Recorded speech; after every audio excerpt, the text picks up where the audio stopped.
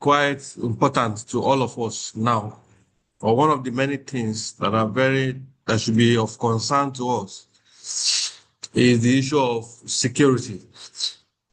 Not only personal security, but enterprise security. Everything is becoming of serious concern. And what we thought is far away before, with recent events in other geographical zones, it's becoming very important that we all take very deliberate and heightened or have a heightened consciousness on the issue of security in our homes, in our offices, on the road, everywhere. We can't take chances. In fact, we can't afford to take chances. Somebody said it is better to be safe than to be sorry. So our concern and our interest basically is from the enterprise perspective. While the police will continue to do their best within the context of their limitation, and the Nigerian Army too will continually do their best within the context of their limitation. The most important thing is for each of us as individuals to also play complementary roles. Not only individuals, but also organizations to play complementary roles to support what the police are doing and to support what the army, what they are doing. And what we can do or what we should do have no limit. So our interest and our engagement with LEAP, with the distinguished Professor Allen, is to create a platform where we can continuously give advice and technical or advisory support to our members so that they can continuously keep their premises safe. What happened during EndSARS many years ago is still fresh in the minds of those that run businesses and those whose property were looted because of the massive economic loss to those organizations and those individuals. So I want to encourage all of us, please, if you know somebody that knows somebody, please reach out to them currently, send them the flyer, call them to be on this call. It's a conversation on security.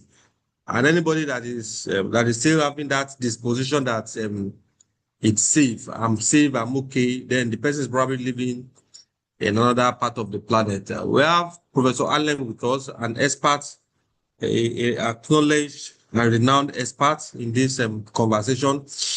And somebody also that we can also reach out to, to serve on advisory capacity or consultancy capacity to many of our organizations. He's serving that role with us, and you can be rest assured that, look, in the context of securing your property, securing your life, and securing your organizational premises, no cost is lost. It's worth all the cost. So I urge all of us, please reach out to everybody you think that can be part of this conversation.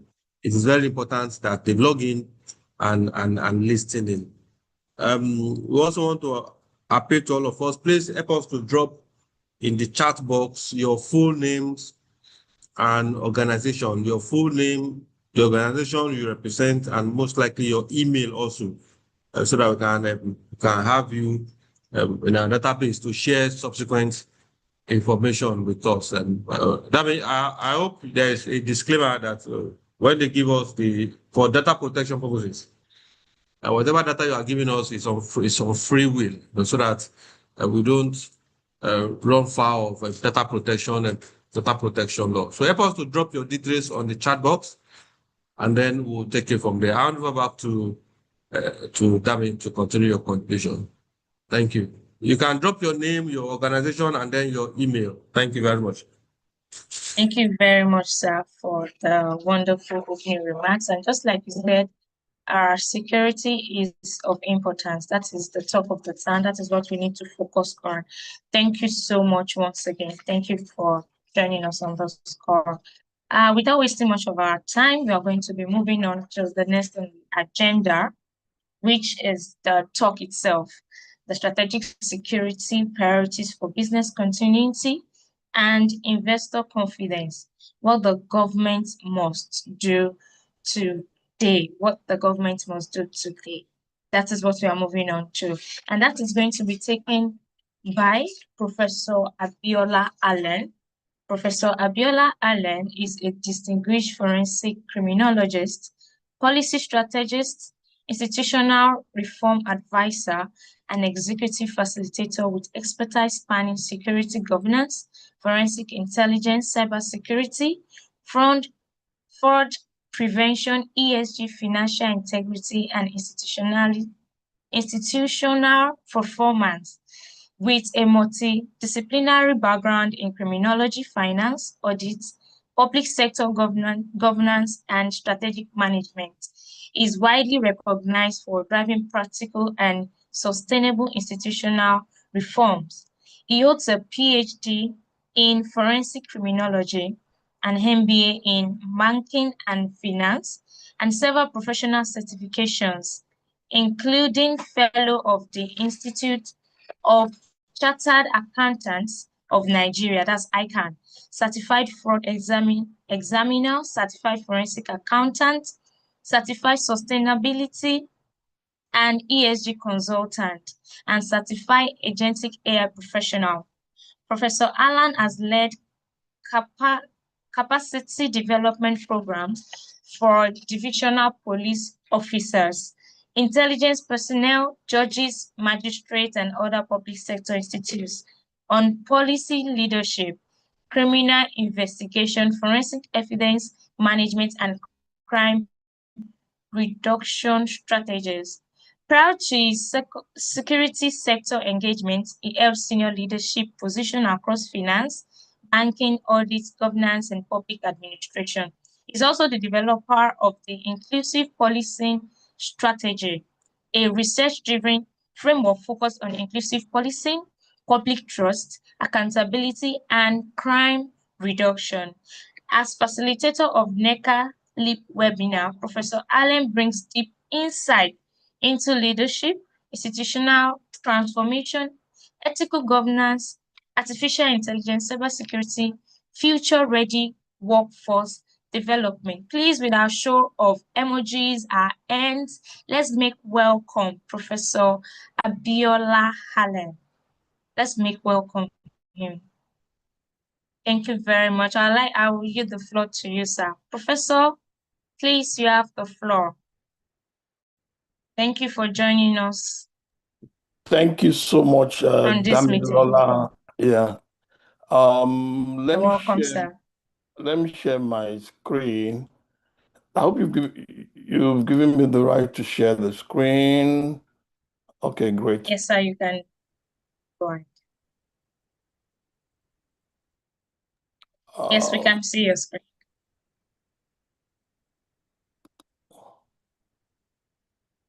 Okay. Can everybody see my screen? Yes, we can see your screen, sir. Oh, great. Wonderful. We have about 120 now. Well, I'm sure we're getting to about 1,000. Thank you so much, distinguished DG NECA. I don't know if the DG man is there, but I'm sure the representatives from NECA and man are here. Distinguished participants, my colleagues, and everybody here online. Today, with all humility, I want to share a subject that is very dear and close to my mind. I want a country where everybody will be able to sleep and have our two eyes closed without fear of a bandit coming to wake us up and taking their lives and their lives of citizens. You wonder why sharing this on NECA platform. I'm going to tell you some of the reasons why. Because with insecurity, businesses cannot continue and businesses cannot thrive. NECA is not law enforcement, MAN is not law enforcement, but we have a joint responsibility to come together and say, government, please help us so that Nigeria can move forward. So we're looking at strategic security priorities for business continuity and investor confidence. What the government must do today to guarantee the safety of lives and property and the survival of the organized private sector. So we're going to be having conversations on how to secure Nigeria, protect business, how the environment, how Nigeria can attract investment, not just locally, but foreign direct investment, and how the government can build confidence. I'm Professor Anthony Abiola Allen. Now, we're very familiar with these crime and insecurity by state. 2024, we have 12,162 violent deaths. 2025, if you look at my cursor, everything is there. States by dominant reported. Now, this is reported crime, not the actual crime, reported. Banditry and armed attacks in Sokoto, Kebbi, Zamfara, Katsina, Kaduna, and Niger. Terrorism insurgency in Borno, Yobe, Adamawa, then kidnapping, abduction, Jigawa, Kano, Bauchi, Kwara, Kogi, FCT, Abuja, Oyo, Oshun, Ondo, Ekiti, Edo, Cross River. In fact, I'm saying that the kidnapping triangle between Zamfara, Katsina, and Kaduna has about 52% of the total kidnapping incidents that we have in Nigeria. So if resources is directed towards that place, means we can, within 90 days, 60, 90 days, reduce the incidences of kidnapping by 52%. Those are the things we'll talk about. Then 4 communal farmer header clashes in Plateau, Benue, Nasarawa, and Taraba. Oil theft and oblique pipeline vandalism in Bayelsa, River Delta, Akwa Ibom, the gang cult separatists, linked violence, Anambra, Imo, Abia, and so on. Let's move on. Now, securing Nigeria's future, to me, is a professional commitment to crime reduction out of my love for Nigeria, out of respect for rule of law. A just society depends on accountability, due process, and strong institutions. Out of my love for protection of life and property, I know very well that reducing crime is essential to safeguarding citizens. So all I'm doing today is also out of my desire to have a country that is peaceful, that is stable, with the regular and great development, a country where there is business continuity and investor confidence, a country where the opportunities for the youth in terms of employment, in terms of capacity building, and a country where crime will be prevented, where we'll have public trust and community safety. Everybody can go to bed and sleep without fear that you'll be kidnapped or you'll be beheaded and killed like a cattle. A country where global best practice and strategic security is key. Modern crime reduction requires intelligence-led prevention, collaboration, and evidence-based action. So everything I'm doing is for a safer Nigeria where justice works, where community thrives, and peace enables prosperity. Government's primary responsibility is enshrined in the Nigerian Constitution, Section 14, subsection 2B, says that the security and welfare of the people shall be the primary purpose of government. But security is the responsibility of government and every citizen. What the government is expected to do, agreed, is protection of life and property, to maintain peace and public order, to strengthen security and emergency services, uphold justice and the rule of law, promote welfare and safe communities, work with citizens and the organized private sector. Fine. But the organized private sector are also partners in nation building. They ensure that there's investment into the economy, they bring innovations, they create jobs, and then they pay taxes so that government will have money to run the government effectively. If I can only have 10 minutes with the president, I'm going to tell him, Mr. President, sir, Nigerian security crisis is no longer just a policing or military problem. It is a state capacity problem. What we have is a criminal ecosystem. Criminality thrives where government is fragmented, rural space is ungoverned, grievance is ignored, youth are very idle, institutions are compromised, and citizens do not trust official action. My recommendation is very simple.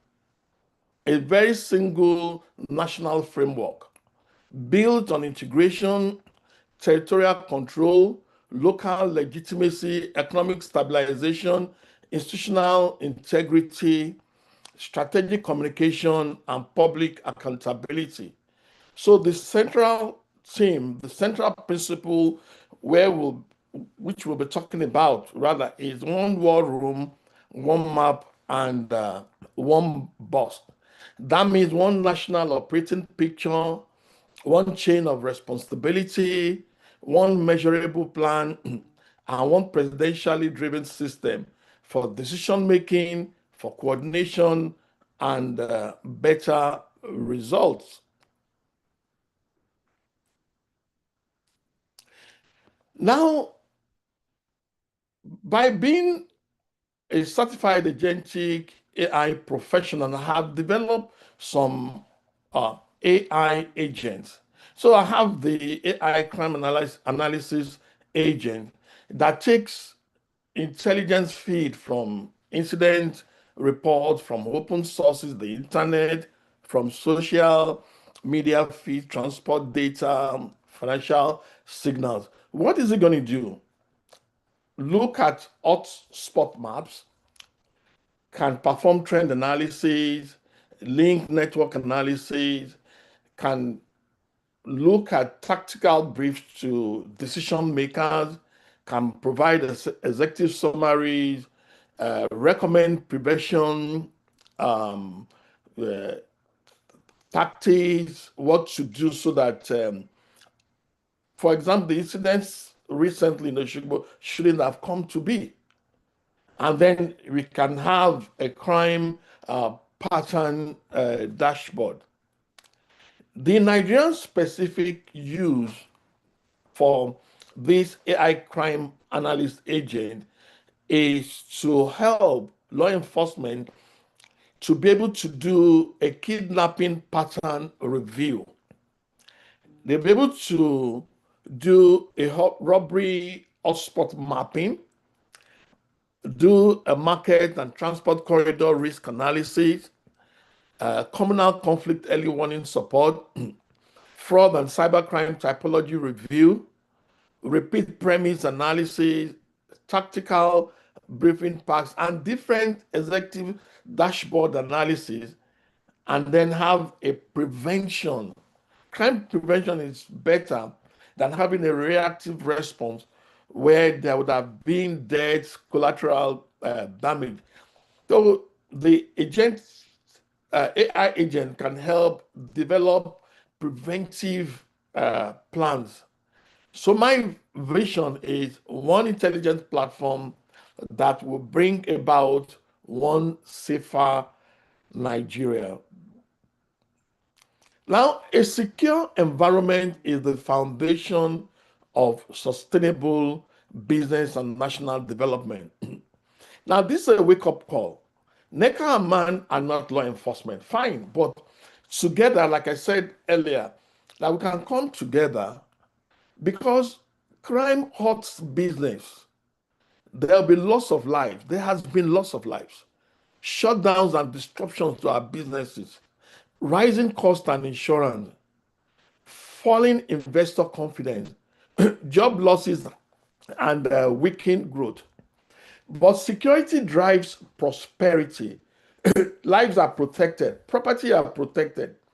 There are stable operations and the growth in productivity, higher productivity, the costs are lower. Then there's investor confidence and stability, jobs, innovation, and shared prosperity.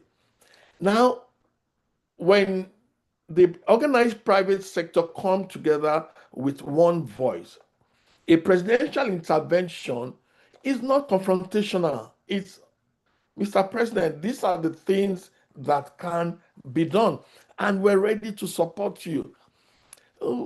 The presidential intervention can deliver a stronger security architecture, better equipment, intelligence and accountability, faster justice, certainty of punishment, public-private partnership that works, a safe road where everybody can drive safely without fear of being robbed on the road or being kidnapped, a competitive environment for all businesses to thrive. Now, why NECA and MAN members must support this advocacy? Our voice, the private sector voice, carries a lot of weight.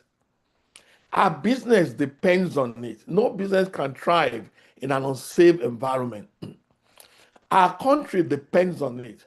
Security is the foundation of national stability, growth, and unity. We're leaders. We must be the change. If we support this advocacy today, it will shape our tomorrow to be safer for business and generation. So together we can deliver.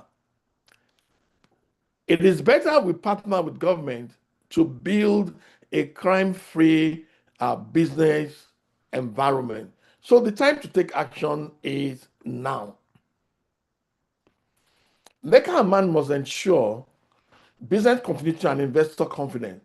Why the organized private sector must participate in this webinar, amplify the message, and press for urgent presidential security intervention. Between NECA and MAN, there are over 8,000 companies. Some will say we're not law enforcement. Yeah, agreed. But we're agenda setters. Our collective voice drives action. So we have voices from the private sector to trigger off a presidential action through social media campaigns, print media and editorials, TV, radio advocacy, digital media engagement, policy briefs and position papers, personal contacts to National Assembly members, stakeholder outreach, National Assembly engagement that will lead the presidency to take a decisive security intervention and action that will lead to strategic directions, stronger operations of law enforcement, military intervention, intelligence coordination, where you have single interoperability of all the agencies, not that police intelligence is coming with their own, military intelligence is coming with their own. Let's have one single one war room, one boss, and one person that is talking and briefing the president on daily basis, where we have justice and accountability, safer communities, and businesses. When organized businesses speak with one voice, national security becomes a national economic priority. I say it again. When organized businesses speak with one voice, it's not a confrontational voice. It's a voice that, Mr. President, we need to do this together. Security is not the responsibility of government alone. Everybody must participate. National security then becomes a national economic priority. Why NECA and MAN participation is justified? One, security failure directly threatens factories, offices and farms, logistics, staff safety, and market access. NECA and MAN represent the organized private sector and can unite the voice of over 8,000 companies. They may not command security agencies, fine, but they can shape public urgency, policy attention, and legislative pressure. The webinar equipped members with evidence, language, and the strategy to advocate for immediate intervention. You're going to have a copy of this video that you can watch over and over. So when you are interacting with members of National Assembly, when government agencies say this, let us adopt this proposed 10-point strategy that I'm going to discuss with us so that we can have peace in our dear country. I don't have any other country. It's only this country that I have. A coordinated campaign can help push government to act against bandits, insurgents, kidnappers, cultists, ritualists, armed robbers, cyber criminals, and other violent networks. So how does the message reach Mr. President? Through social media campaigns, print media and editorials, TV, radio advocacy, policy briefs and position papers, all coming from the private sector, direct stakeholder outreach, National Assembly engagement. Believe me, the organized private sector is so powerful that it can transform concern into coordinated national pressure. What does NECA and MAN members stand to gain? A safer staff and executives, lower disruption to operations and supply chains, improved business continuity, stronger investor confidence, reduced security-related losses.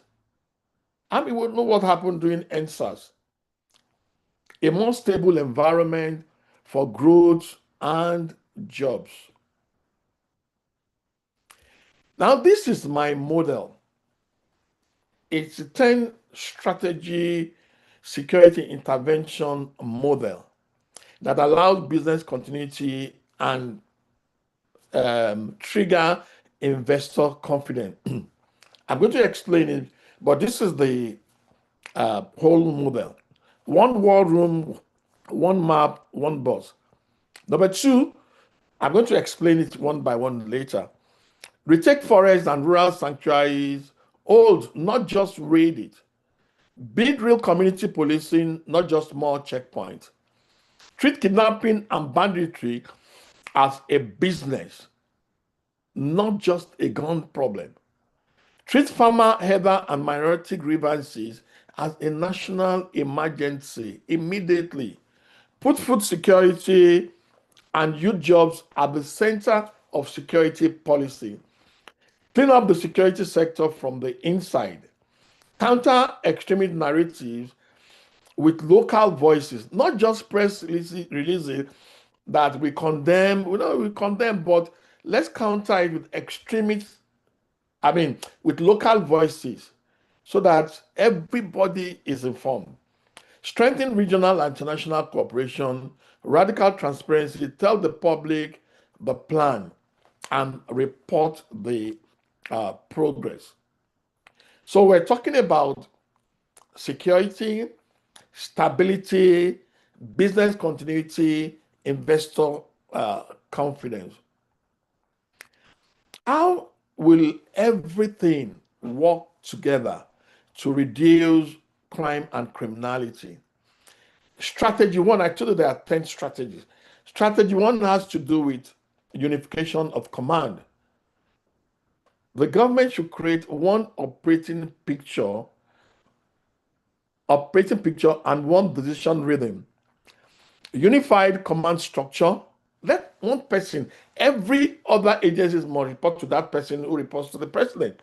Real-time data integration, clear priorities and decisions, daily briefing and updates. One team, one plan, one purpose. Strategy 2 and 3 has to do about taking back the space. Let's deny this criminal sanctuary in our forest. Build community-fed intelligence. What do? We have targeted patrols and hotspots, patrol of hotspots, disrupt criminal safe havens, have community partnerships, smart intelligence gathering.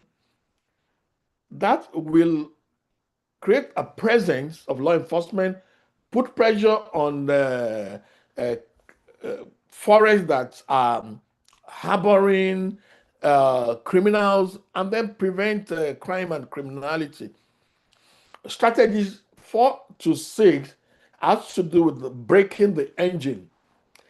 Hit criminal economics, grievance cycles, and recovery bottlenecks together. Disrupt illegal markets. I said kidnapping is business. It is a thriving business in Nigeria now. Disrupt illegal market, cut off illicit financial flow. Let us follow the money. Interrupt grievance cycles, support recovery pathways. Disrupt, dismantle, and then defeat.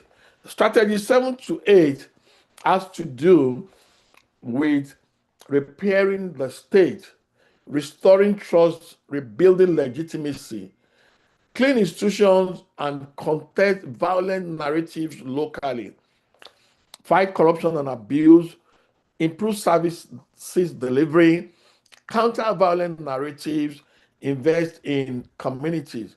Then strategies 9 to 10 has to do in locking in trust, close external seams, and show the public visible progress. Let the government be transparent in reporting. Let there be transparency and reporting.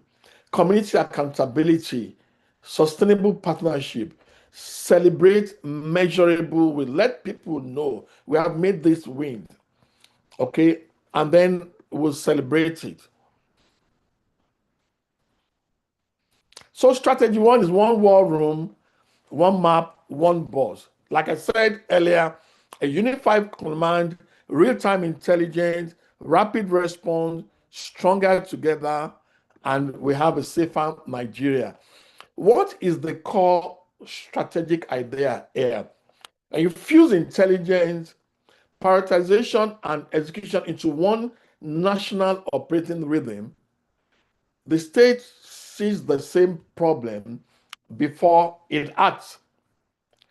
How does this expand into policy? Create a national fusion cell linking military, police, intelligence, financial tracking, and state reporting lines. Move from disconnected incident logs to one operating picture of hotspots, routes, sanctuaries, grievances, and recovery priorities. Use a weekly presidential steering rhythm with named owners and explicit escalation threshold. Immediate move, as in now. The government should name one accountable lead.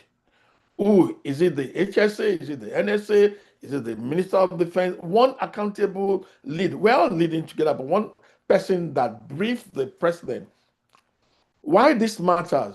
Command unity becomes more credible when the slides around it are also executed. In this sequence, the numbered item is a structural link, not a standalone slogan. Number two, terrain control. Retake forests and rural sanctuaries. Hold this, not just raid. Let's protect our forests. Train the forest guards more, have more. Support rural communities, restore communities, secure wildlife and livelihood. How does this translate into core strategic idea? The state must deny sanctuary for criminals, not merely visit it. When you visit, what you have is just military footprint, not military asset. Tactical raids only matter if cleared ground stays under visible authority afterward. How this expands into policy: prioritize forests, riverine corridors, and rural safe havens as territorial problems, not isolated incidents. Pair every clearance operation with old forces, not raid and leave. Local administration reopened roads and protected market activity. Treat infiltration as key failure mode and plan explicitly to prevent it. Immediate moves. Rank the top sanctuary zones. Let's rank it. This is the most dangerous. And then we rank. Attach 90-day-old plan. I'm going to talk about the 90-day plan to that the government may adopt. Deploy recovery teams immediately after clearing. Why does this matter? Retaking sanctuaries becomes more credible when the slides around it are also executed. In this sequence, the numbered item is a structural link, not a standalone slogan. Number two, build real community policing, not just checkpoints. What we have is just checkpoints. Let's have a visible police in the communities, not just on roads. Trust and respect, building relationships that last, intelligence driven, solving problems at the roots, accountability, serving with integrity and transparency. Know your community. Let law enforcement know their community. Understand the people, their needs and concerns. Information will flow. Engage regularly, listen, communicate, and work together. Let the people not be afraid of the police. Let them not be afraid of giving information to the police. Prevent crime through presence, partnership, and planning. Measure results, track progress, and improve continuously. How does this translate to core strategic idea? Security improves when communities become sensors and partners, not when the state adds more static friction points on the road. It's not more checkpoints. No, it doesn't work like that. How does this expand into policy? Let us shift from checkpoint theater to neighborhood intelligence, problem-solving patrols, and trusted local reporting channels. Use vetted local auxiliaries, traditional leaders, use supernumerary police officers, use every available law enforcement operatives, women groups, youth network to surface early warning signals. Build legitimacy through complaint handling, rapid response, and visible protection of informants. Immediate moves. Pilot in high-risk local government areas, in all the 744 local government areas. Launch anonymous tip channels. Track response times, not checkpoints count. Why does this matter? Community police, in fact, my model, which is inclusive policing, is, I call it community policing plus, becomes more credible when the slides around it are also executed. In this sequence, the numbered item is a structural link, not a stand-alone slogan. Strategy 4, treat kidnapping as a business. Kidnapping and banditry is a business. It's not just a gun problem. Follow the money. We have the strategy, we have the blueprint in following the money. Break the cycle. Map and monitor criminal networks. Freeze and seize illicit assets. Cut off supply chains and funding. The bandits, they drink water, they eat. They need the fuel to power their bicycles. They need all these logistics. Cut it off. Prosecute enablers and collaborators. Rehabilitate and reintegrate to prevent return. Can do this through financial intelligence, a stronger law enforcement, community partnership, economic opportunities, justice, and accountability, where you have swift justice, zero tolerance. There should be no hiding place for a criminal. How does this translate into core strategic idea? Violence persists because it pays and it rewards. Strategy must hit the revenue, the logistics, brokers, and protection networks, not only government in the field. How does this expand into policy? Attack ransom flows, fuel supply, telecom coordination, livestock markets, black market sales, and arms movement together. Treat kidnap for ransom networks as enterprises with financiers, scouts, transporters, informants, and corrupt enablers. Use combined security and financial intelligence to raise the cost of participation across the chain. Immediate move now. Stand up an anti-kidnap fusion cell if it's not already existing. Map and target logistic hubs. Pursue corrupt protectors and brokers. Why does this matter? Criminal business model becomes more vulnerable when the system attacks profit. It's not a gun problem. Attack the profit, attack the logistics and the protection together. Arrest the enablers, the protectors, the brokers. In this sequence, the numbered item is a structural link, not a stand-alone slogan. Strategy 5. I think it's high time we treat these farmer header and minority grievances as a national emergency. So what are the urgent actions that will bring a lasting peace? Protect life, deploy, protect rapid response and early warning so that people are not caught unawares. Promote dialogue, support livelihoods let people have access to land, to water, to credit and modern tools. Ensure justice, impartial investigations, and fair prosecution of offenders. Include every voice. Address minority concerns with respect and representation.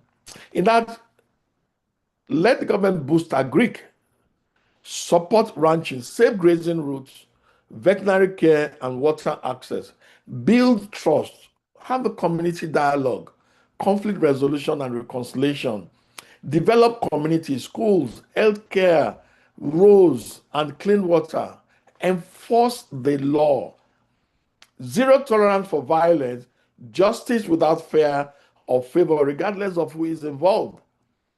How does this translate into a core strategic idea?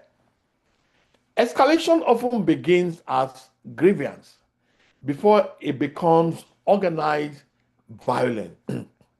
Nip it in the bud.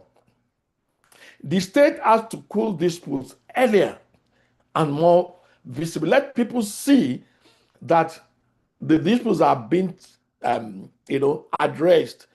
Have conversations around what the government would do to cool these disputes earlier. How does this expand into policy?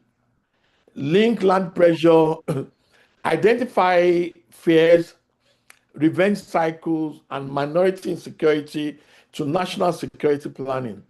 Use mediation teams, restitution pathways, local justice mechanisms, and early warning systems in repeated flashpoints. Treat grievance management as prevention infrastructure, not a soft add-on after violence. Immediate moves. Deploy flashpoint mediation teams. Track unresolved disputes weekly. Tie governors' scorecards to de-escalation. Why does this matter? Grievance management becomes more credible when measures around it are also executed. In this sequence, the numbered items is a structural link, not a stand-alone slogan.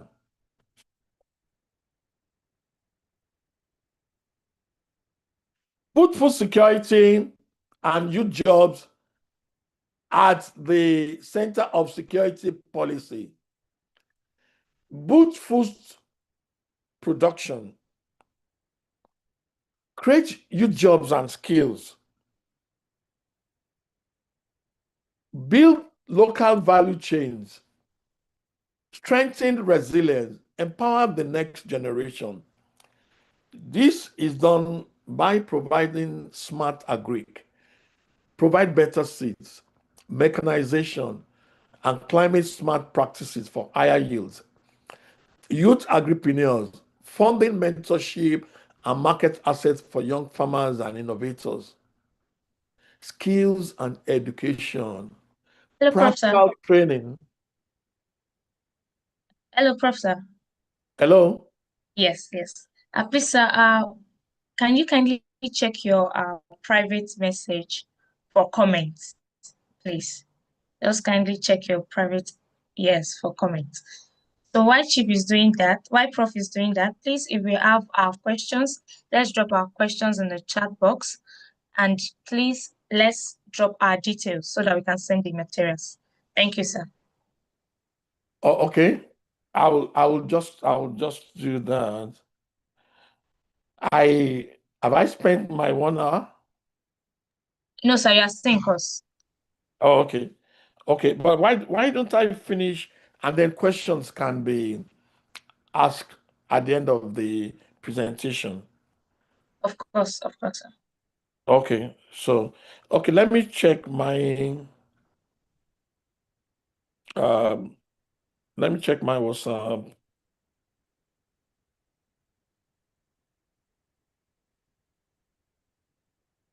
Please, we can drop our questions in the chat box. We'll compile them when each section is over, and we'll take the questions.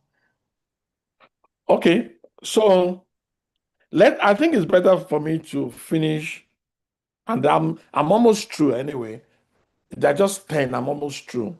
All right, I'll be faster so that we can have more time for interactions. The core strategic idea here is where farms fail, markets close, and youth see no route upward. Insecurity reproduces itself. How does this expand into policy? We protect planning cycles, use quick impact employment, treat food inflation and rural economic stress. Immediate move, secure farm to market corridors, launch youth work programs, track market reopening and crop improvement. Why does this matter? Food and jobs become more credible when the slides around it are also executed. Scale up security sector from the inside, vet and verify rigorous background of who is employed as a law enforcement officer, investigate and prosecute those that are corrupt, modernize system, digitize operations, introduce AI into data analysis, build the capacity, promote ethics and accountability. How does this translate into cost strategic idea? A strategy cannot outperform the institutions executing it. Leaks, extortion, poor welfare, and impunity quietly sabotage the mission. How does this stand and expand into policy? Improve discipline, logistics, procurement integrity, welfare, and so on. Target those personnel, extortion point, and so on. Use transparency internally for so performance expectations becomes real. Immediate moves, run integrity and payroll sweeps, create confidential reporting channels, publish disciplinary outcomes internally. Why does this matter? Internal reform becomes more credible when the slides around it are executed. 8, counter extremist narratives with local voices, empower local voices, engage communities, counter hate speech and lies. That's so many lies going on. Use every platform, the radio, the TV, the social media, and that's where private sector will help the government build trust and unity. Community dialogue, local radio programs, youth and influencer stories, facts, not fair, positive Nigerian stories. How does this translate into a core strategic idea? The state loses when it speaks formally, while violent actors speak locally. Credible voices must contest fair rumor and propaganda close to the ground. Track rumor flows and tailor responses to local anxieties rather than relying on national press statement. Link narrative work to visible service delivery so messages rest on evidence, not slogans. Immediate move. Stand up rumor tracking cells. Fund credible local communicators. Package real recovery stories very, very fast. Why does this matter? Narrative content becomes more credible when the slides around it are also executed. In this sequence, the numbered item is a structural link, not a slogan. Number 9, strengthening regional and international cooperation, stronger alliances, trade and investment, expand markets, attract investment. If the situation is peaceful, if the country is peaceful, then trade and investment will grow.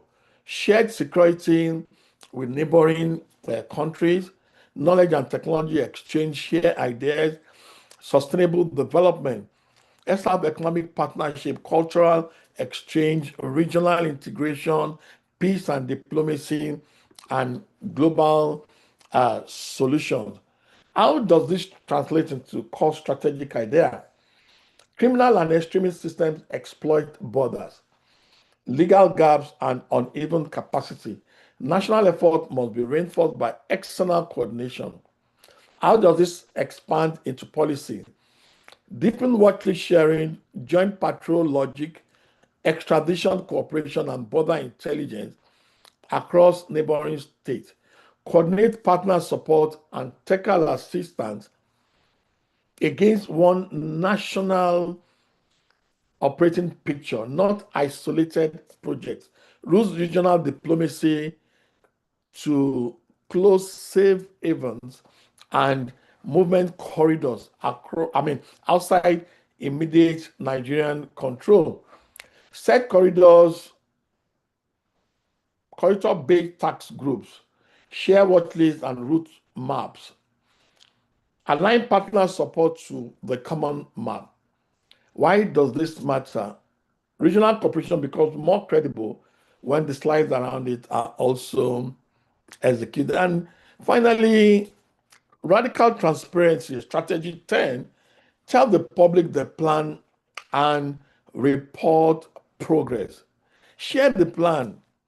Make government plans clear, simple, and accessible. Engage the public. Listen to citizens. Include communities in decisions. Listen to the organized private sector. Report progress. Provide regular updates with real data and measurable results. Ensure accountability, and then build a better Nigeria. How does this translate into a core strategic idea? Transparency is not public relations alone. It's a discipline that forces focus, signals seriousness, and gives citizens a visible basis for trust. How does this expand into policy? Publish a simple national scoreboard with territory response times, reopen markets, use a predictable rhythm of public updates so citizens know the plan is being managed, not improvised. Invite independent validation where possible to strengthen credibility. Immediate move by government. Issue a monthly public briefing, public milestone snapshots, verify claims with simple metrics. Let the MBS work. The last time they have data, I think is in 2017. That's not good enough. Why does this matter? Transparency becomes more credible when the slides around it are also executed. My model for stabilizing Nigeria in 90 days.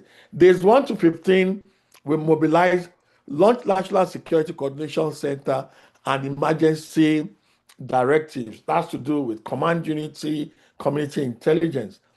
Days 16 to 30, you stabilize from mobilization, you stabilize, secure high-risk states, secure hotspots, then our anti-kidnap strategy should be follow the money, break support networks. Days 31 to 45, disrupt, attack kidnapping, bandit financing. In fact, if you attacked the Zamfara, Katsina, Kaduna kidnapping triangle, you would have saved the country from 52% of the kidnapping incidences in Nigeria. Number 4, days 46 to 60, restore, deploy community policing, inclusive policing, mediation teams, and early warning system. Protect the trade routes, food security and youth job, recovery and security, stabilize livelihoods. Then 5 days 61 to 75, recover, and recover. Day 76 to 90, report the results. Let the investors have assurance. Let the nation have trust. Let the government be transparent. So what happens at the end of 90 days from the day this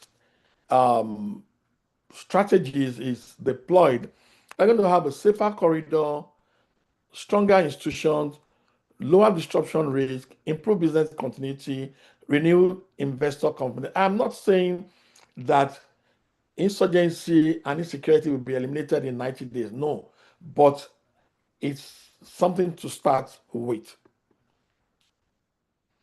How do we know the strategy is working?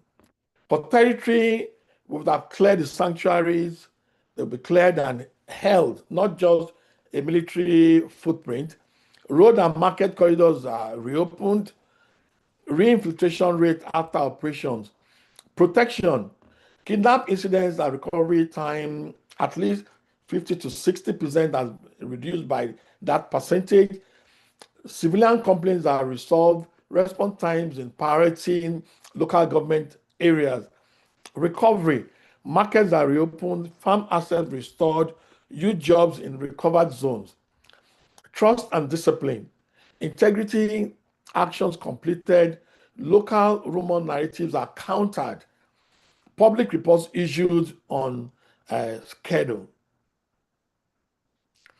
If we measure what matters, manage what counts, deliver what works, then we have a stronger today, a safer tomorrow, and a better together.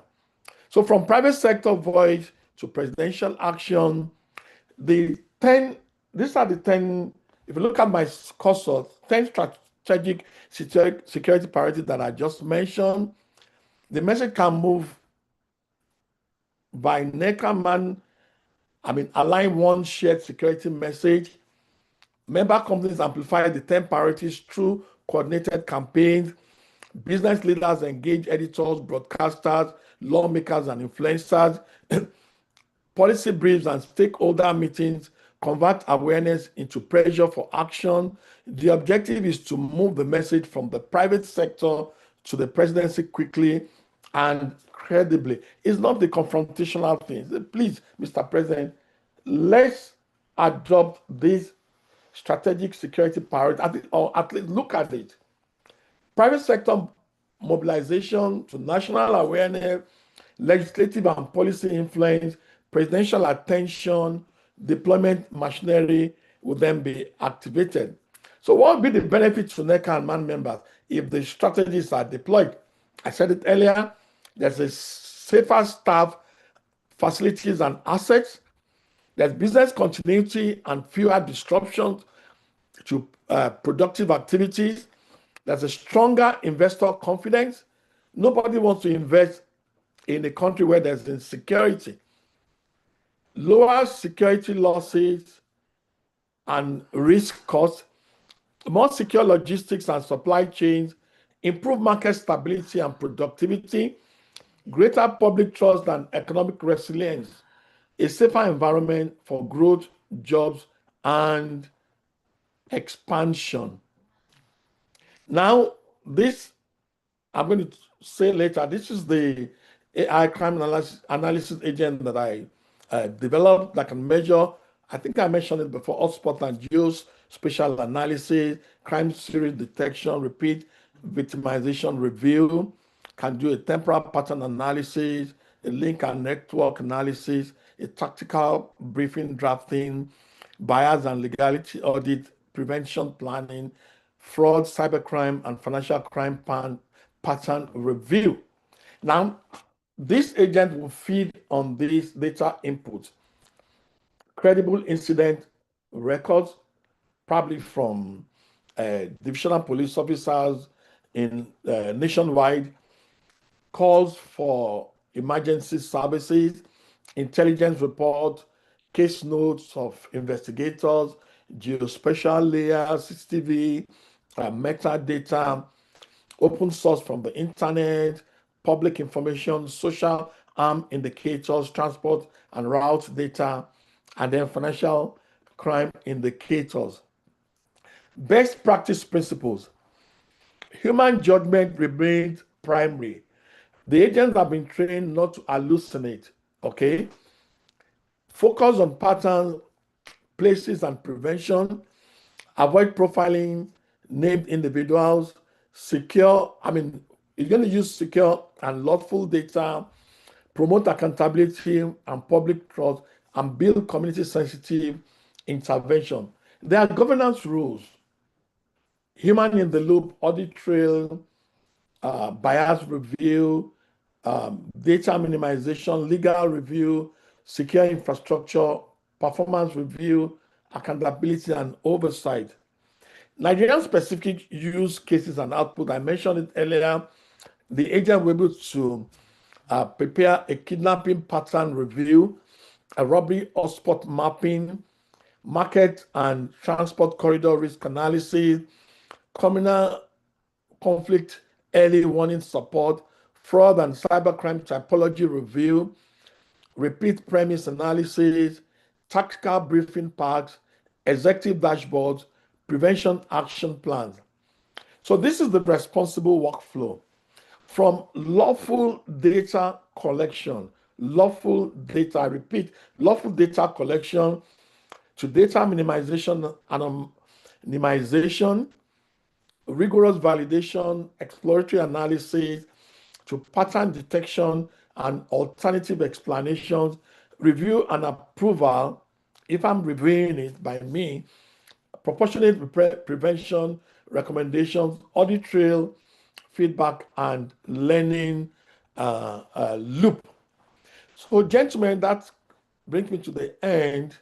And I want to say to each and every one of us, thank you for listening. I will leave time for questions. My name is Professor Abiola Allen, and thank you all. I'll see you at the top. So, Damilola, you have the floor now. I'm open to questions from the distinguished participants.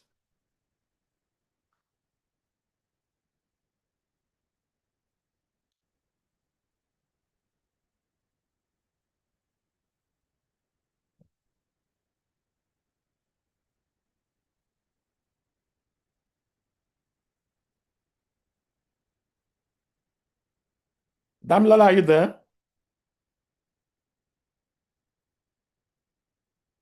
Hello, Damilola.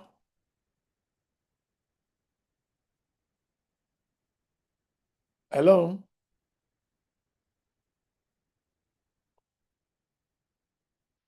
Hello, Hello, can you hear me, Damilola. sir? Yeah, very well. Okay, thank you very, very much for that wonderful presentation. Thank you so much. Okay, I can see people already showing that MOE. Thank you so much, sir. Thank you so, so much, Professor, for that wonderful presentation. Professor said we need a country where everybody can sleep with our eyes closed. You don't have to worry, security free. He also talked about crime prevention is better than a proactive response to crime. Thank you so much. He said a secured environment is ground for sustainable business and the very foundation of national growth. Thank you so, so much for that wonderful presentation, Prof. I would like to take one question. Okay, there are questions from the chat box. There are questions from the chat box. I will read that, but before I read that, I'll just like to take one from our beautiful audience. So is there anybody would like to go first for the question before I read the one from the online?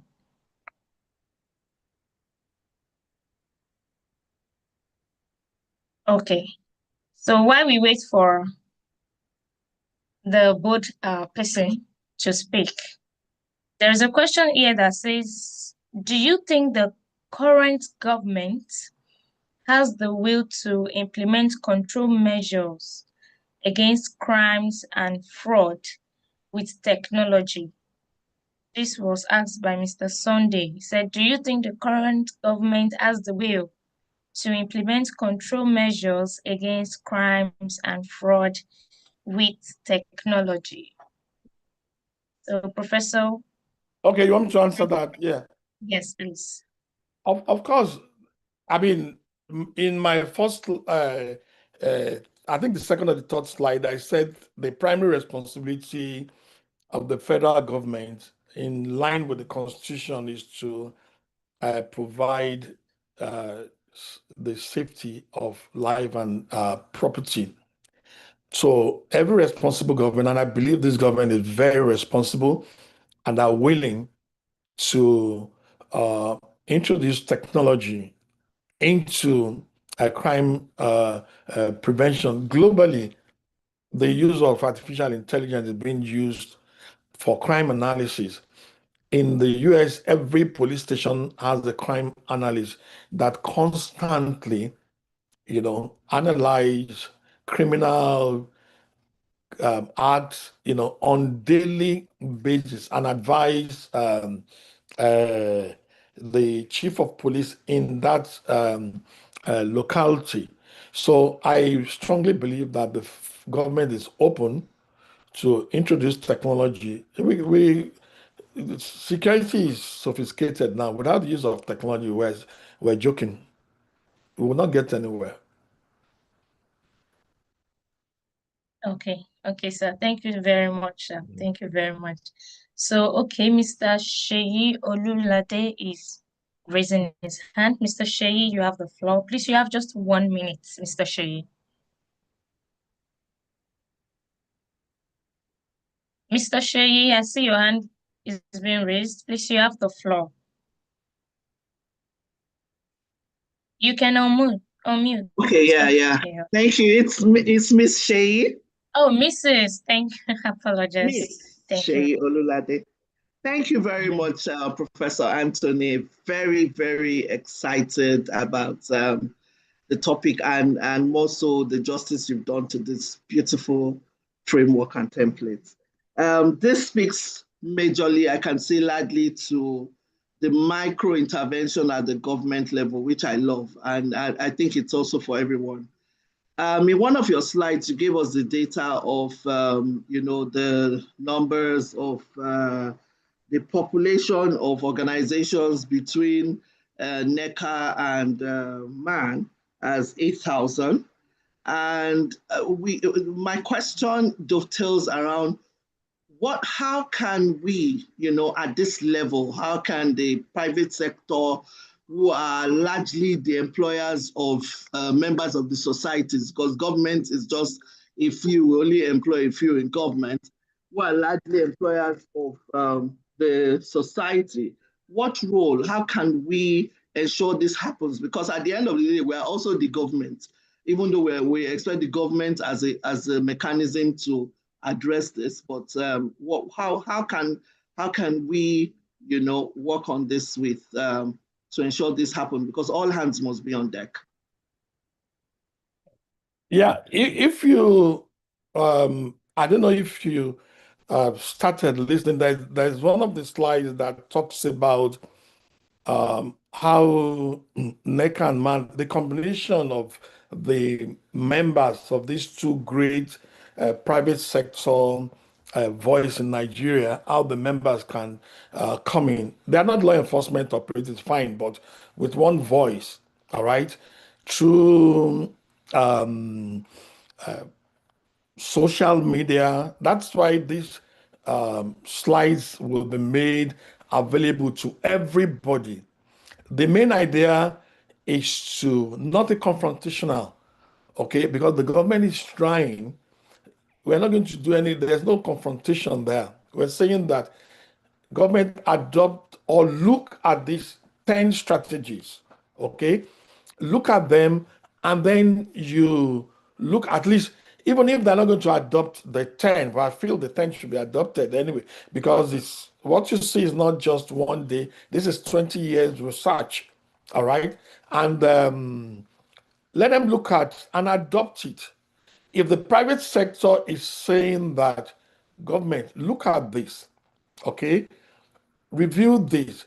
What are presented is just a tip of the iceberg. You have thousands of pages of blueprints for each of those 10 strategies that the government can review, okay? And then use technology, just like the first, the first person that asked question. Without technology, we're joking, all right?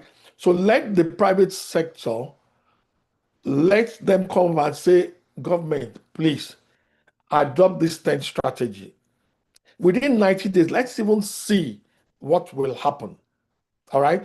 Because if nothing is done, the way this insecurity is going on, is alarming, and something that has to be done as at now, today.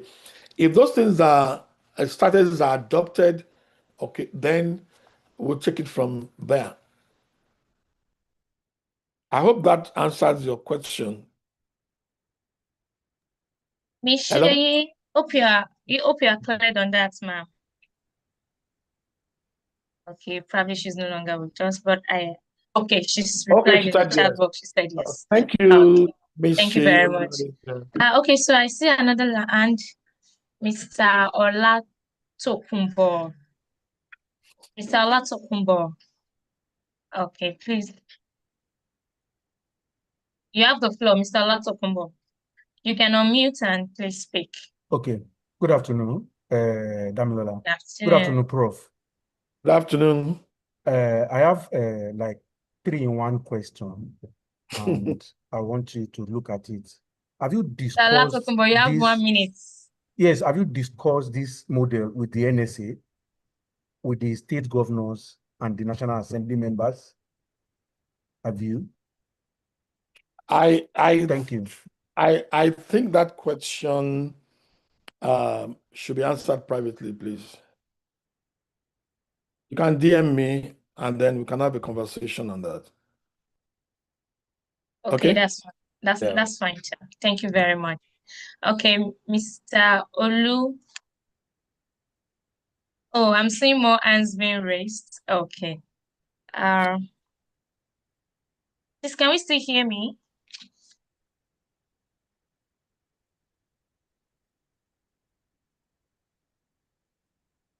Please, can we still hear me? Okay. Mr. Adeshino, please, you have the floor. Mr. Adeshino. Please, you can unmute and the floor is yours. Mr. Adeshino.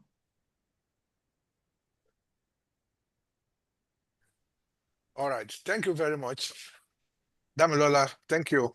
Thank you very much, Prof, for this very exciting and all-compassing presentation.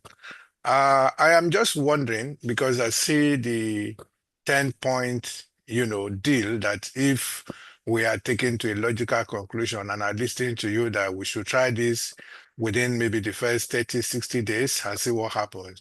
So I'm just wondering, looking at the elements, and I imagine that some of the points that you mentioned, you might find the government trying to deal with some of them in bits now, like rule of law and all of that. Some of these components are some of the things that they say they are doing. First one is that must we have all these 10 together at the same time to achieve the kind of the pathway that you had suggested?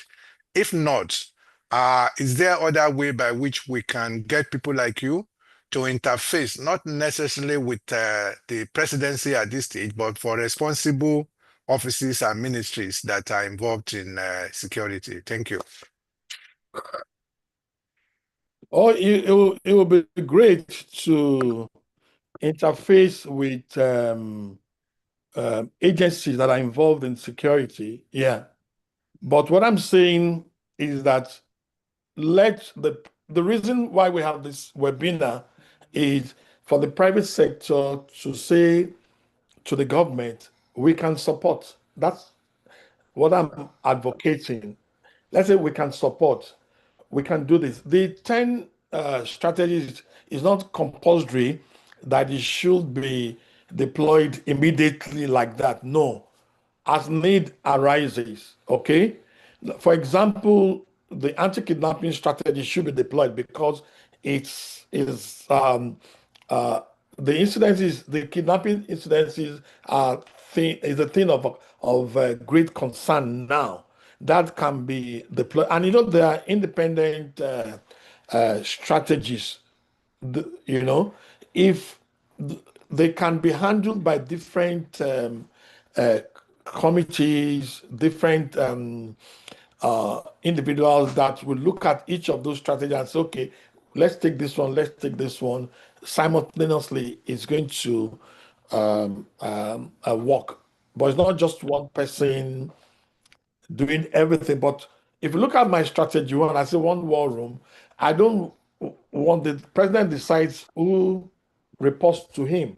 But on hourly basis, on daily basis, let all the security agencies, the military, the law enforcement, paramilitary, let them come under this one war room umbrella, one war room, one boss who reports and give the president briefing on hourly basis. And to achieve that, it's only through technology. I have the blueprint. It's only technology that can be used to achieve that. Thank you, Prof. Thank you.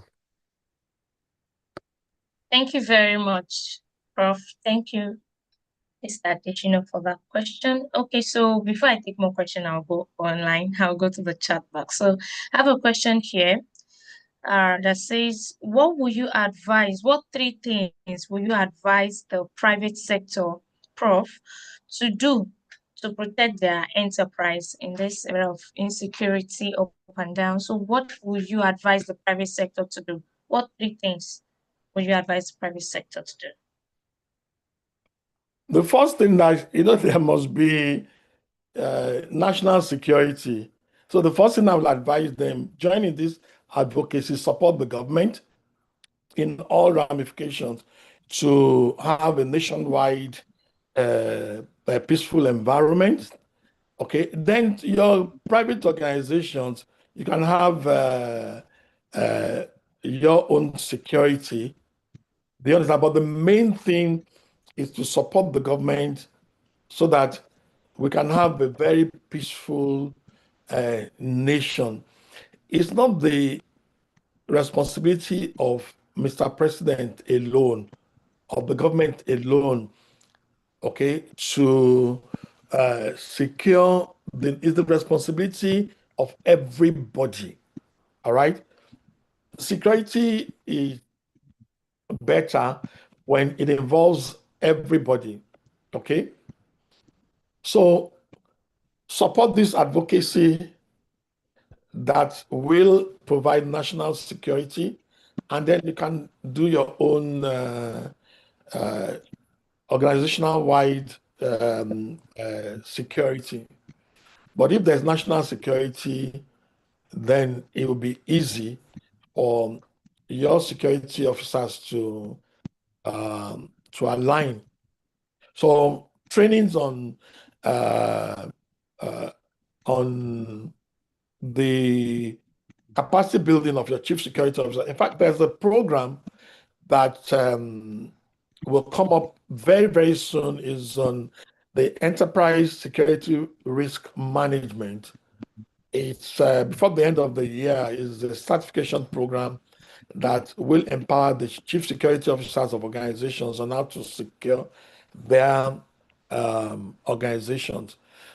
But the first thing, let's support this advocacy, then train our chief security officers in this certification, let them have the enterprise security risk mindset, and then you are good to go. I can assure you. Thank you very much. Thank you very much, Professor. Thank you for that answer. Okay, so these two people will be the very last person. Mr. Olumuyiwa. Mr. Olumuyiwa, you have the floor. You can unmute and ask question. Mr. Olumuyiwa. All right. Good morning, Prof. And good morning, colleagues on the platform. Well delivered slides on the presentation. But my question is, if you look at the country, as a whole, first of all, like they always say, there's meant to be strength in our diversity. But as it is right now, that is not the case, one. Then two, I feel strongly there's a lot, government is doing a lot quite all right. And if you also look at the situation of things currently right now, there's a lot of insincerity even on the part of the people, especially concerning people from a particular ethnic group, in the country. Because for me, for this challenges that we're currently facing at the moment, I feel strongly that there's meant to be a lot of collaboration between the people and government in trying to ensure that we curb some of these things. Because all these policies and all these strategy that you have advocated would require the involvement of the people to be able to execute this thing adequately and properly. Because as we speak right now, a whole lot can be done. But because the involvement of the populace also in all of this, yes, I can understand there are certain things that are bothering a whole lot of us, going from unemployment and entitlement mentality on the part of certain people or group of people and all of those, and so many other things. But for me, my question again now is for us to be able to, execute this strategy and all that, how do we now manage the part of the insincerity on the part of the people, particularly from where this whole insecurity thing was emanated from?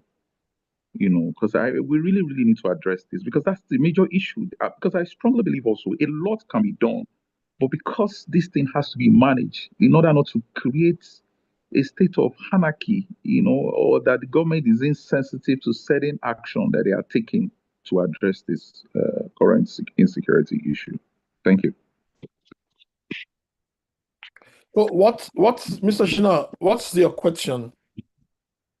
The question is, because if you look at this, the whole strategy, it should actually involve everybody, both government and the people. But if you look at a particular ethnic group in the country as we speak right now, they seems to be in support of what is currently happening, like the state of insecurity. They seems to really like it the way it is because they want to change the narratives, of the state of insecurity in the country. They want to use it as a way to discredit whatever it is the government is doing and all that. So the question now is, how do you view this and how do you think the government can work to be able to ensure that everybody works together to be able to get the country out of this state of insecurity? Thank you, Mr. Hello, Prof. Yes, Hello, sir. Prof. Yeah. Yeah, if I mean to just jump in. Yes, sir. I think the previous question you answered, I think you answered this succinctly. I think we rather want to focus on this conversation, to focus on how can the private sector protect itself? Exactly. Because we don't want to deal respectfully to Mr. Oshinowo and others that have questions that have to do with issue of government. Let's leave government. We are apolitical. We are not.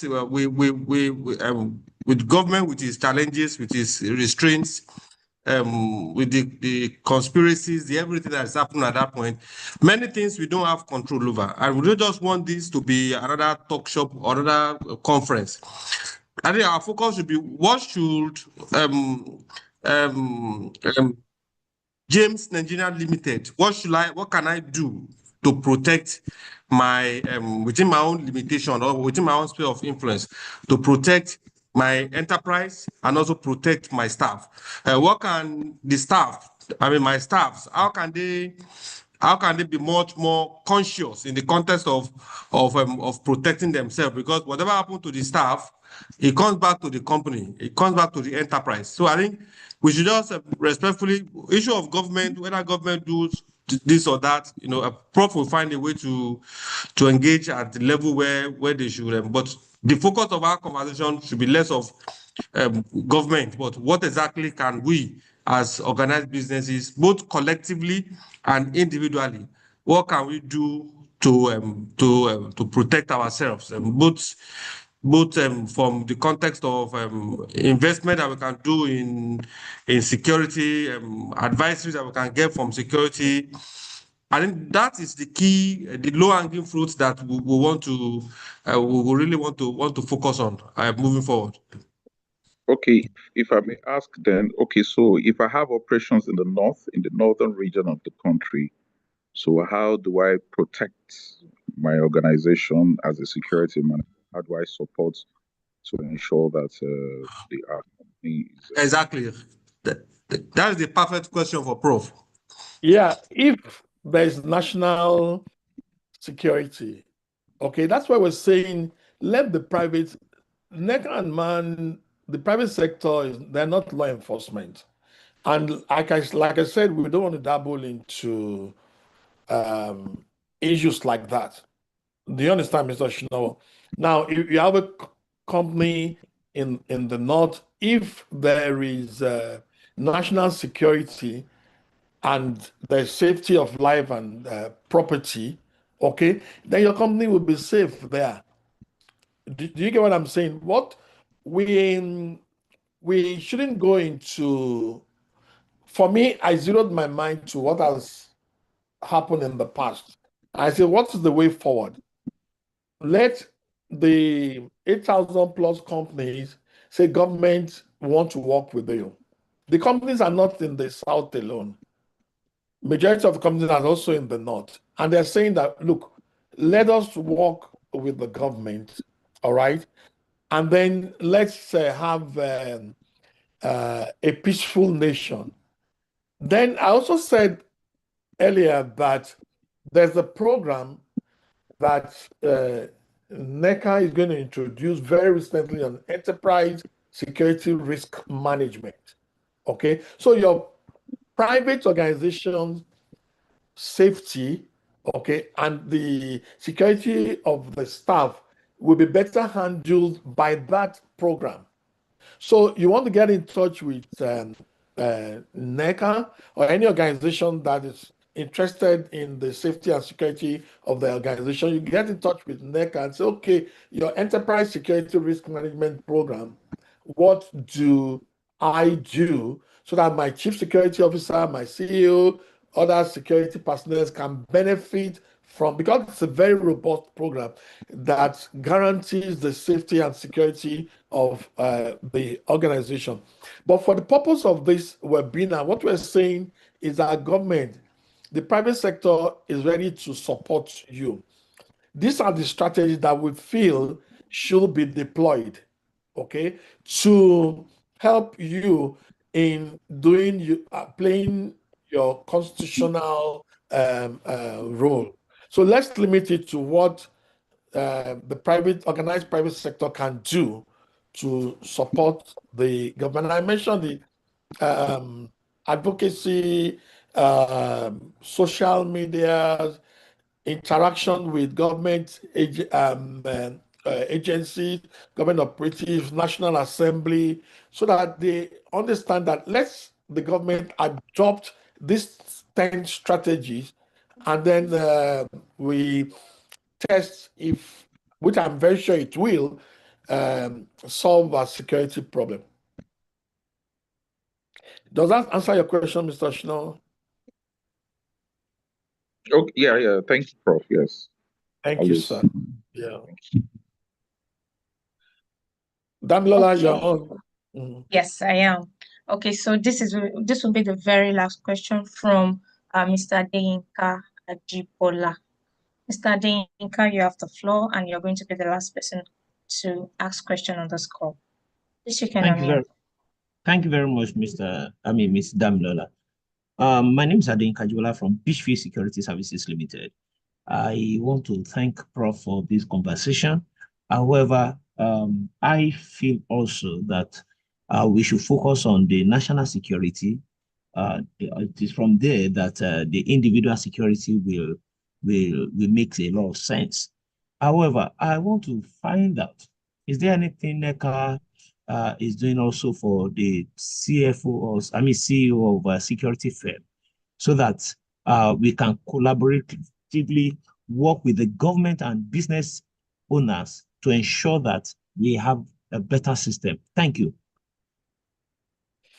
Yeah, I just told you that NECA is introducing enterprise security risk management. They have the capacity, they have and they're already working with security experts to put that program on ground. So if you are interested in that program, just contact NECA and you're good to go. Okay? Does that answer your question? Hello? Hello? Okay. Mr. Ajibola, okay, I think he's probably has a network glitch or something. Thank you so much. Thank you so much, Professor, for your wonderful insights. Okay. Thank you, Mr. Ajibola. Okay. Thank you so much, Prof, for that wonderful insights. Thank you to all the people that contributed. Thank you so much. Thank you very much. I would like to yield the floor to the DG Director, Mr. Adewale Smart, for his closing remarks and to help us thank you properly, Professor, for this wonderful insights. DG, you have the floor.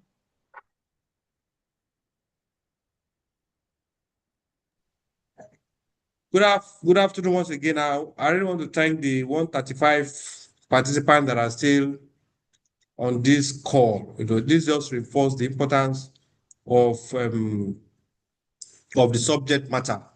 As mentioned earlier, NSAS brought certain realities to all of us. That it is not only the society that suffers. Businesses suffer more, and for businesses that are also that are leveraging different facilities from different banks or different lenders, you can imagine losing everything in just one night and the emotional and financial trauma that such can cause. And that is what basically enhanced or jolted us to the reality of, look, security should be businesses' business also, both in the medium and long term. I want to thank everybody for being part of it. I want to thank Prof for taking time to go through the slide and share his perspective concerning all this. Beyond what we have done, beyond what the government will do, I think it's also very important that each business take proactive steps to protect itself. You want to install CCTVs, you want to install security access doors, you want to continuously sweep your perimeter. Those are basic things that you should help businesses should do, and manage who comes in and go out of your premises. Those are very important. The second level will be the knowledge context, and the Prof mentioned the enterprise security program that we are coming up with. For the gentleman that mentioned the issue of collaboration with security chiefs, security business owners, and we are open to collaborate, we are open to engage. But we must also we must also align in the context of our own objectives. Security is what it is, and our focus is not profit. It is not to profit from the crisis. So whoever is coming to us must also have that objective, that our objective is to contribute to resolving the issues, but not to profit from it. So we are open to engage, we are open to collaborate, and open to continuously expand this conversation on the issue of both enterprise security and personal security. In fact, I want to challenge all companies that are here that in the next 1 month or 1 week, it will be also very important, very helpful for you to conduct internal security analysis of what is our current responsive state as a business. If something happened, what exactly should we do? If our staff on his way to work, on his way on an errand, official errand, if he's taking, what are the steps, 1, 2, 3 steps that they must take? I think we should take time to be more security conscious and don't just hand over our safety and security to everyone. They said wisdom is profitable to direct. So we want to challenge all of us to take that as personal organizational task that we must do and do quickly. We have your details. If you haven't dropped your details, please drop your details with us on the chat so that we can share more details with you as per the enterprise and security program that we are coming up with, and also invite you, keep you in the loop of all other security programs that we are currently happening. With the multi-dimensional issues that the country is facing, we need massive resources.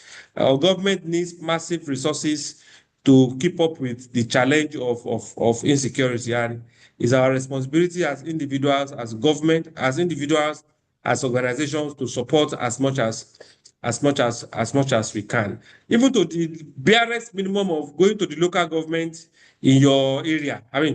Going to the police station in your area, that okay, how can we support? What can we do to make your work easier, or to enhance your capacity to protect us? I think those are little things that we should look to do. And lastly, that we should also take cognizance of the men and women of the Nigerian force, both police, army, that are doing this yeoman's job of trying to keep all of us protected. Whatever you can say to a policeman, to the army, to the navy, well done for work done, notwithstanding our various experiences with some bad eggs in that ecosystem, but still it's good for us to encourage them for the beautiful work they are doing to keep our country safe. You can just imagine if there's no army or no police at all, what exactly the situation would have been with the bandits and with the kidnappers and the rest. So thank you once again for staying with us up to this moment. I want to wish all of us a very peaceful and restful weekend.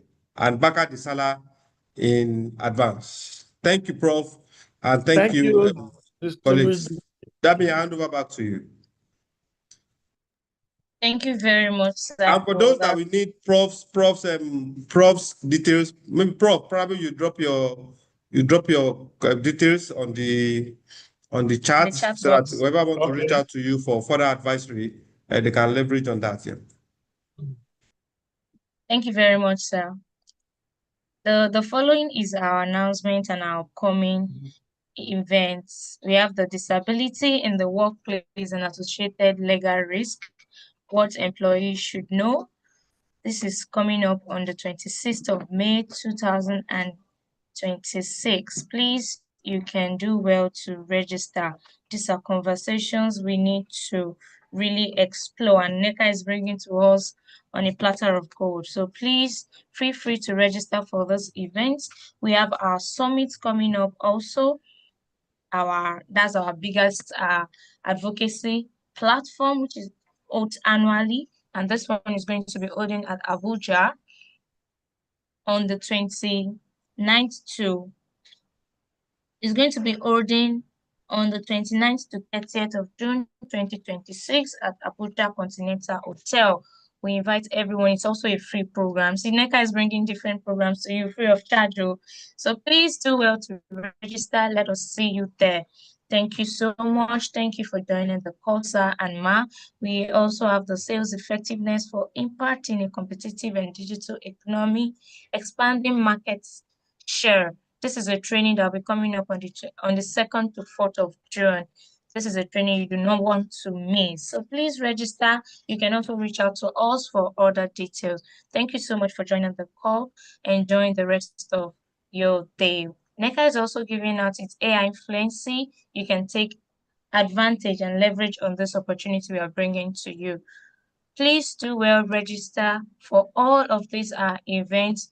You can also join NECA if you're not a part of NECA. We are a voice for all employers. You can scan the barcode and let us take you on this journey.